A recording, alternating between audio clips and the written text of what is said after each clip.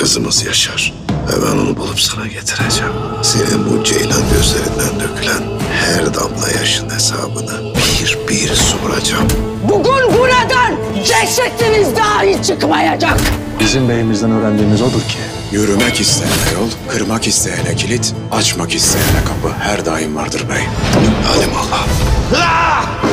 Kurt tüyünü değiştirir ama huyunu asla. Osman durmayacak. Osman Bey'im sen de cümle Türkmen beyleriyle görüşmek ister. Akça'nın köpekleri Osman'ın sonu olacak.